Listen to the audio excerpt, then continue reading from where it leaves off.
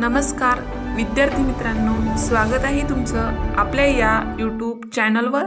तुम्ही जर या चॅनलवर नवीन असाल तर सबस्क्राईब करायला विसरू नका। आज आपण पाहणार आहोत वर्ग 10वी विषय मराठी प्रथम घटक चाचणी उत्तरासहित किंवा नमुना घटक चाचणी उत्तरासहित। गुण 20, वेळ 1 तास। विद्यार्थ्यांनी आपले स्वतःचे नाव लिहायचे आहे, रोल नंबर लिहायचा आहे आणि घटक चाचणीमध्ये दिलेल्या सूचना पाळायच्या आहेत। विभाग 1 गद्य, पठित गद्य उतार्यावर आधारित 8 गुणांसाठी प्रश्न विचारले जातात। त्यामध्ये कृती अ, पुढील उतारा वाचून दिलेल्या सूचनानुसार कृती करा, 2 गुण। त्यामध्ये प्रश्न पहिला अ, आकृत्या पूर्ण करा, 2 गुण। त्यामध्ये पहिला प्रश्न विचारला आहे पाठात आलेले बैठे खेळ। आपली घटक चाचणी ही उत्तरासहित आहे। या अगोदर आपण प्रश्नासंबंधित घटक चाचणी लिहिली असेल, तुम्ही ती सोडवली सुद्धा असेल, तर आता ती चेक करून पहा, व्यवस्थित तपासून पहा, आपल्याला किती गुण मिळतात ते आपल्याला समजेल आणि आपण शाळेत होणाऱ्या घटक चाचणीसाठी जास्तीत जास्त अभ्यास करायला तयार होऊ। तर पाठात आलेले बैठे खेळ आहेत किंवा आपल्या उतार्यामध्ये आलेले बैठे खेळ कोणकोणते आहेत बघा। चिंचोके, गचके, खापराच्या भिंगऱ्या, जिबल्या, मुंगळा। आता जर त्या ठिकाणी 4 चौकोन आले तर तुम्ही 4 बैठे खेळ लिहिले तरी चालतील किंवा तुम्हाला येत असेल तर जास्त लिहिले तरी चालतील। आपल्या उतार्यामध्ये किती आले ते उतारा व्यवस्थित काळजीपूर्वक वाचन करायचं आहे। दुसरा प्रश्न, पाठात आलेले मैदानी खेळ। पाठात कोणकोणते मैदानी खेळ आले ते लिहायचं आहे। आता मी तुम्हाला पाठात आलेल्या 5 मैदानी खेळांची नावे सांगतो, त्या ठिकाणी किती चौकोन आले ते तुम्हाला त्याच्यावर अवलंबून आहे किंवा तुम्ही हाताने एखादा चौकोन करून एखादं नाव जास्तीचं लिहिलं तरी चालेल। तर ती पाठात आलेली मैदानी खेळ आहेत विटीदांडू, भोवरे, कुरीचा डाव, गोट्या, सूरपारंब्या। त्यानंतर आहे उतारा। उतार्याचे वाचन करूया। आमची ढाळस म्हणजे गावाचं वर्तमानपत्र होतं आणि आजी त्याची संपादक होती। तर सगळ्या बातम्या तिथे यायच्या, त्यांची शहानिशा व्हायची, मग त्या गावभर जायच्या। कडूसं पडायच्या आधी ही मैफिल मोडायची। माणसांची वेळ झाली की म्हातारीची ढाळच सुटायची। माणसं ढाळजत बसायची। रात्री 8च्या दरम्यान ढाळजचा दरवाजा लागला आणि एकदा आतनं आगळ टाकली की वाडा शांत व्हायचा। ही आगळ दरवाजाला लावणं किंवा ती काढणं म्हणजे आमच्यासाठी दिव्य असायचं। मुळात ही 6 फुटांची लांब आणि पाऊण फूट रुंद अशी सागवानी आगळ एका भिंतीतल्या देवळीत आरपार जायची। ती आरपार घालून दरवाजा उघडणं किंवा तिच्या तोंडाला असणाऱ्या पितळी वाघाच्या जबड्यातील कडीला हात घालून ती बाहेर ओढणं व समोरच्या भिंतीतल्या देवळीत ढकलणं फार अवघड गणित होतं। ही आगळ म्हणजे दरवाजाचं, पर्यायाने वाड्याचं भरभक्कम संरक्षक कवच होतं। दुपारीही एकदा आगळ टाकली की उन्हाचं, सुट्टीचं आम्हाला बाहेर पडायला संधी नसायची। तसाच रात्री त्या आगळीचा आदरही तितकाच वाटायचा। भर उन्हात मग आजीला जास्त त्रास होऊ न देता तिथंच ढाळजत, पडवीत, सोप्यात कुठंही आम्ही बैठे खेळ खेळायचो। चिंचोके, गजम, खापराच्या भिंगऱ्या, जिबल्या, चुळचुळ मुंगळा, भोवरा, गोट्या असले खेळ असायचे। तर कधी घरातल्या सरपणातली लाकडं काढून विटीदांडू, भोवरं बनवीत बसायचं। भिंगऱ्या बनवताना त्यांना गोल आकार देण्यासाठी दगडावर घासत बसायचं। मधूनच हुक्की आली की पाटी काळी कुळकुळीत फावी बनून खापरानं घासायची। तरवाडच्या वाळल्या शेंगांना छिद्र पाडून बाभळी काट्यात ओवायच्या। काट्याला आतून एक आणि बाहेरून एक शेळीच्या लेंड्या लावायच्या आणि भिंगऱ्या बनवायच्या। ज्वारीच्या ताटांच्या बैलगाड्या बनवायच्या। तालमीतली लाल माती आणून बैल बनवायची। कधी गोल गोटे आणून ते घडत बसायचे आणि त्यांच्यात छान छान गोल गोट्या बनवायच्या। मग सगळ्यांचा डोळा चुकवून हळूच चटकी मारायची आणि गोट्या खेळायला जायचं। तिथंच कुरीचा डाव रंगायचा। ज्यांना खेळायची संधी मिळायची नाही ती पोरं माकडासारखं वडाच्या पारंब्यांना लोंबकळत राहायची। झोका खेळायची। उतरताना पारंब्याच्या शेंड्यांना फुटलेली पिवळी पालवी शेव शेव म्हणून खायची। देवळात जायची। घंटी वाजवून म्हाताऱ्यांची झोपमोड करायची। एखाद्या भर दुपारी मग तिथनंच मोरच्या विहिरीकडे वळवायचा. मनसोक्त पोहायचं, शिवना पाणी खेळायचं, मुटकं टाकून पाणी उडवण्याची शर्यत लागायची. कंटाळा आला की ओल्या अंगाने तिथंच मातीवर लोळत पडायचं. चटके बसायला लागले की पुन्हा पाण्यात उड्या थकून घरी यायचं आणि भाकरीवर उड्या टाकायच्या. लाल डोळं आणि पांढरं पडलेलं अंग बघून आजीचं बोलणं खायचं. असल्या सगळ्या निसर्गदत्त वातावरणात बालपण आकारत होतं. गाभोळ्या चिंचा, मिठाचे खडे आणि कच्च्या कैऱ्या, बांधावरची बोरं, चिंचांचा तौर, उंबरं, ढाळ, काठाड्यावर भाजलेली कणसं, गहू ज्वारीचा हुरडा, कच्ची वांगी, गवार, छोटी तंबाटी, शेळ्या, कलिंगड, शेंदाडं, करडीची पात्रांची भाजी, ज्वारीची हिरवीगार ताटं, कवटं, तुरीच्या मटकीच्या शेंगा, त्यांची उकड, हुलग्याचं माडगं असा सगळा रानमेवा पोटात जात होता.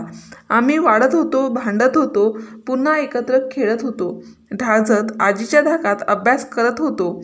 आजीच्या मायेच्या सावलीखाली आम्ही मोठे होत होतो. अशा पद्धतीने आपण उतार्याचे वाचन केले आहे.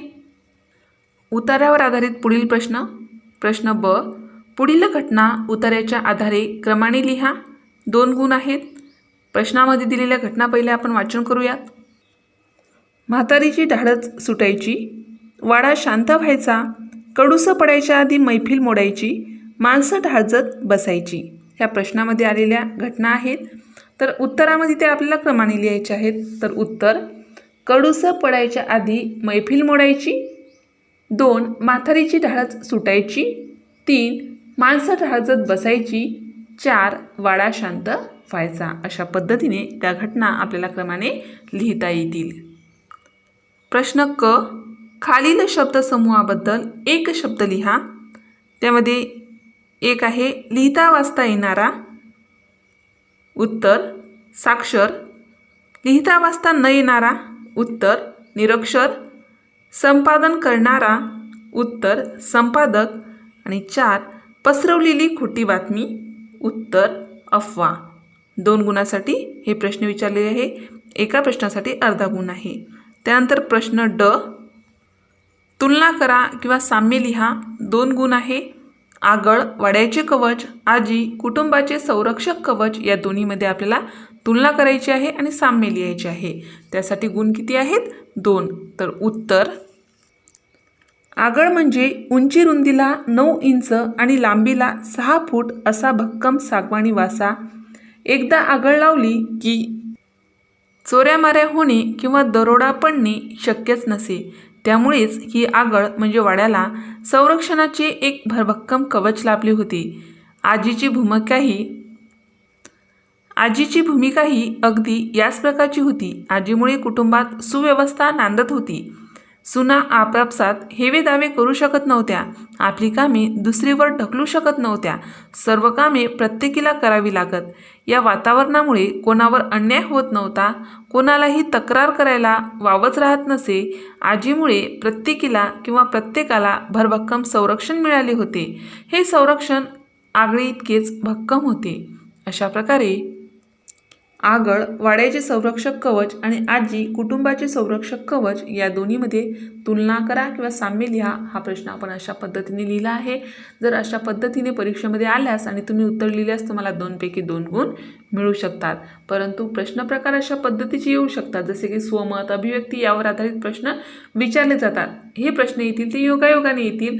जर आले तर तुम्ही अशा पद्धतीने उत्तर लिहा आणि जास्तीत जास्त सराव करा अशा पद्धतीच्या प्रश्नांचा. पद्य विभाग यावर 6 गुणासाठी प्रश्न विचारले आहेत. त्यामध्ये प्रश्न दुसरा. पुढील काव्य उतारा वाचून दिलेल्या सूचनेनुसार कृती करा. 2 गुण. त्यामध्ये अ आहे पुढील आकृतिबंध पूर्ण करा. त्यासाठी प्रश्न विचारला आहे संत रामदास यांनी विचार करून करायला सांगितलेल्या गोष्टी. संत रामदास यांनी विचार करून करायला सांगितलेल्या 4 गोष्टी आपल्याला लिहायच्या आहेत.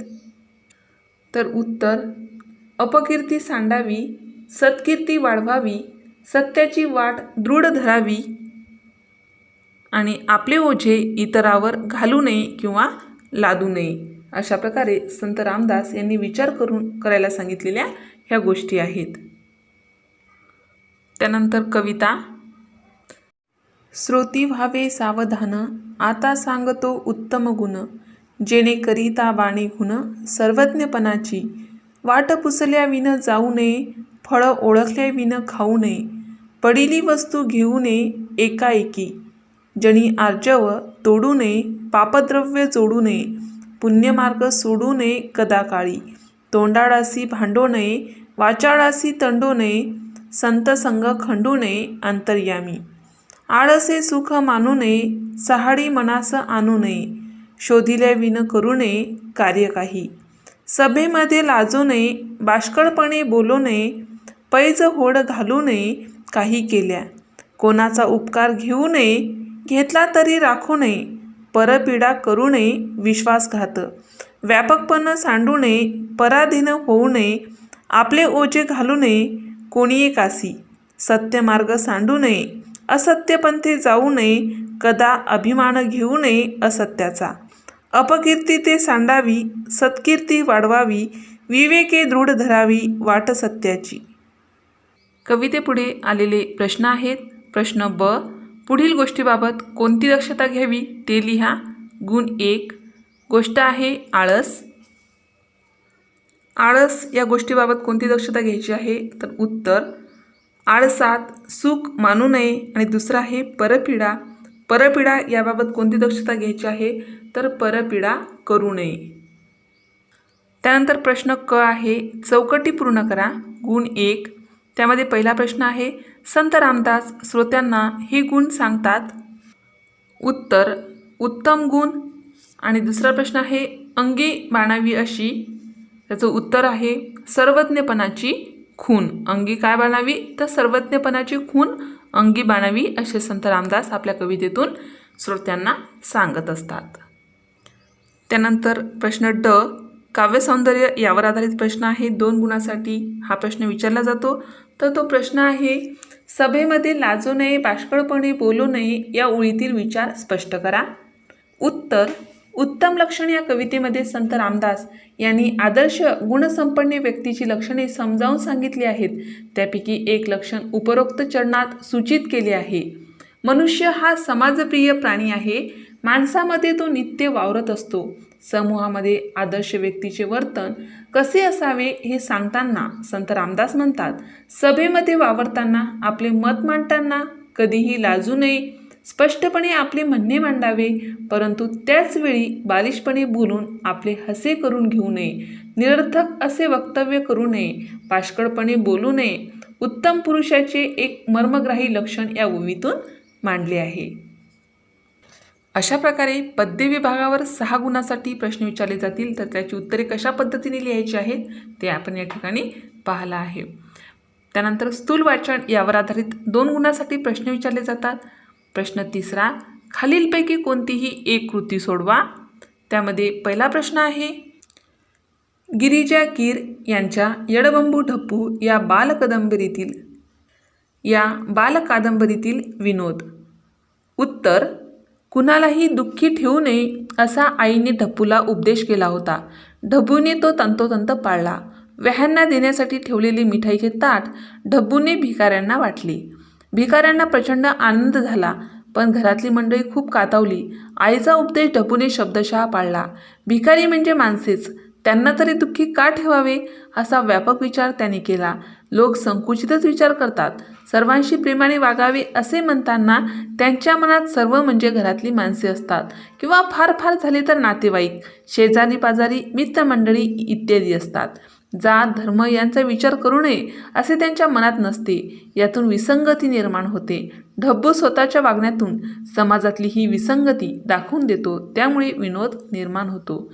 अशा प्रकारे गिरिजा कीर यांच्या यडबंबू ढप्पू या कादंबरीतील हा विनोद आपण या ठिकाणी उत्तर लिहिलं आहे. अशा पद्धतीने याचं उत्तर लिहिणे अपेक्षित आहे. आता दुसरा प्रश्न, आपल्याला कोणताही एक प्रश्न लिहायला सांगितला आहे, परंतु आपली ही नमुना गठीत चाचणी आपण उत्तरासहित पाहत आहोत. तर प्रत्येक प्रश्नाचं उत्तर कशा पद्धतीने लिहिता यावे हे तुम्हाला माहीत असावं, म्हणून आपण दुसऱ्या प्रश्नाचे उत्तरसुद्धा पाहूया. तर प्रश्न आहे, साहित्यकृतींचा आस्वाद घेताना लक्षात घ्यायचे मुद्दे तुमच्या शब्दात स्पष्ट करा. उत्तर साहित्यकृतीतील भावरसाचे अभ्यासपूर्ण विश्लेषण म्हणजे साहित्यकृतींचा आस्वाद किंवा रसास्वाद होय. रसास्वाद परिपूर्ण होण्यासाठी पुढील बाबी लक्षात घ्यायला हव्यात. कलाकृतीचा आशय किंवा कथानक, व्यक्तिरेखा मनाला पटणाऱ्या असल्या पाहिजेत. त्यांच्या स्वभावात वाचकांना किंवा प्रेक्षकांना भारावून टाकण्याची शक्ती असली पाहिजे. लेखकाची भाषाशैली, वर्णनशैली वाचनीय व प्रभावी असली पाहिजे. कथानक उत्कंठा वाढवणारे असले पाहिजे. आपल्या समोरची कलाकृती ही कविता असेल तर त्या कवितेतून कवी कोणता भाव व्यक्त करू पाहतो हे लक्षात घेतले पाहिजे. त्याला अनुसरून भाषा, अलंकार, प्रतिमा, प्रतीके इत्यादी आहेत का हे सुद्धा पाहिले पाहिजे. कवितेतून उत्कट भावना व्यक्त झाल्या पाहिजेत. कथा, कादंबरी वा नाटक असा कोणताही साहित्य प्रकार असो, साहित्यातून व्यापक मानवी मूल्ये प्रगट झाली पाहिजेत. उच्च उदात्त असे संदेश साहित्यातून मिळायला हवेत. या सर्व गोष्टी आपल्या रसास्वादामध्ये असल्या पाहिजेत. अशा प्रकारे साहित्यकृतीचा आस्वाद घेताना लक्षात घ्यायचे मुद्दे तुम्ही अशा पद्धतीने परीक्षेमध्ये हा प्रश्न आल्यास उत्तर लिहिणे अपेक्षित आहे. जर असे उत्तर लिहिले तर 2 पैकी 2 गुण तुम्हाला मिळतात. त्यानंतर व्याकरणावर आधारित प्रश्न विचारले आहेत. प्रश्न 4, दिलेल्या चिन्हाचे नाव लिहा. 1 गुण. चिन्ह, या ठिकाणी चिन्ह आहे तर ते पहिलं चिन्ह आहे ते आहे स्वल्पविराम आणि दुसरं चिन्ह आहे ते चिन्ह आहे प्रश्नचिन्ह. त्यानंतर प्रश्न ब, गटात न बसणारा शब्द ओळखा. 1 गुणासाठी पहिल्या शब्दांचा गट आहे ऐट, डौल, रुबाब, चैन. यामध्ये गटात न बसणारा शब्द आहे चैन. दुसऱ्या शब्दांचा गट आहे कपाळ, हस्त, ललाट, भाल. यामध्ये गटात न बसणारा शब्द आहे हस्त. प्रश्न क, पुढील इंग्रजी पारिभाषिक शब्दांना मराठी प्रतिशब्द लिहा. 2 गुणासाठी हा प्रश्न आहे. त्यामध्ये पहिला शब्द आहे इव्हेंट, EVENT, इव्हेंट. याचा मराठी प्रतिशब्द होतो घटना. दुसरा शब्द आहे ड्रामा, DRAME, ड्रामा. याचा मराठी प्रतिशब्द होतो नाटक. ड्रामा म्हणजे नाटक. तिसरा शब्द आहे YARD, यार्ड. याचा प्रतिशब्द होतो यार्ड म्हणजे आवार किंवा त्याला आपण अंगण असं सुद्धा म्हणतो. चौथा शब्द आहे मोबाईल, MOBILE, मोबाईल. मोबाईलला आपण मराठीमध्ये म्हणतो भ्रमणध्वनी. अशा प्रकारे आपण जी नमुना घटक चाचणी पाहिली आहे ती उत्तरासहित सुद्धा या ठिकाणी पाहिली आहे. अशाच प्रकारचे विविध वर्गाचे विविध विषयाचे स्वाध्यायासंबंधित, परीक्षेसंबंधित व्हिडिओ पाहण्यासाठी आपल्या या चॅनलला सबस्क्राईब करा. आम्ही बनवलेले सर्वच व्हिडिओ लवकरात लवकर तुमच्यापर्यंत पोहोचण्यासाठी बाजूला दिलेल्या बेल आयकॉन बटनवर क्लिक करा. तुम्हाला जर हा व्हिडिओ आवडला असेल तर नक्की लाईक करा. काही समस्या असेल, काही अडचण असेल तर कमेंट करा. शक्य असेल तर मित्रमैत्रिणीमध्ये शेअर करा. आणि सर्वात महत्त्वाचं म्हणजे तुम्ही हा व्हिडिओ शेवटपर्यंत पाहिल्याबद्दल धन्यवाद.